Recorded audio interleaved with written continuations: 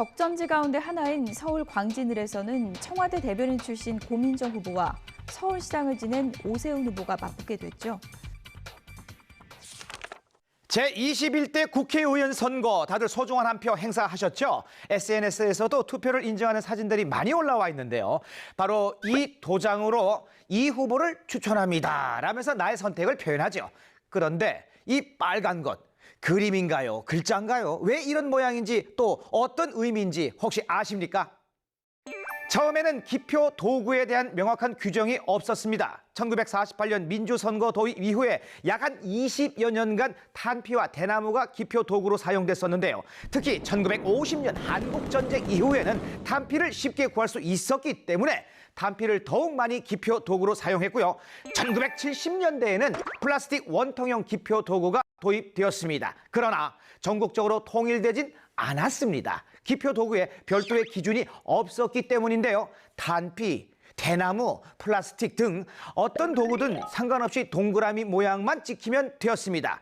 그러다가 1985년부터 전국적으로 표준화된 플라스틱 기표 도구를 사용하기 시작했답니다. 제12대 국회의원 선거를 앞두고 용구 개선이 싹 시작되었습니다.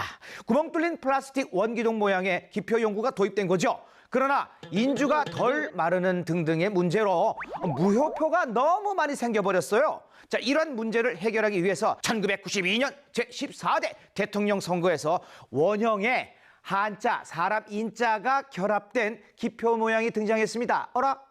문제가 있었습니다. 사람 인자가 언뜻 보면은 좌우 대칭으로 보이기 때문에 무효표 문제가 발생했고요. 덩달아 당시 김영삼 후보의 이름 초성인 이흥과 시옷을 영삼, 이흥 시옷을 떠올리게 한다는 논란도 있었습니다.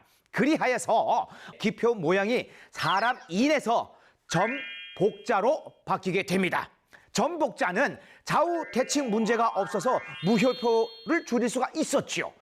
여러분 모두 투표하셨죠? 네, 감사합니다. 네, 이번 선거는 코로나19 사태로 그 어느 때보다 힘든 선거였어요. 그 어려운 과정에서 국민의 선택을 받은 21대 국회입니다. 국회의원 여러분들 늘 사람인, 민생을 생각하며 열심히 활약하기를 기대합니다. 진짜로 제발 좀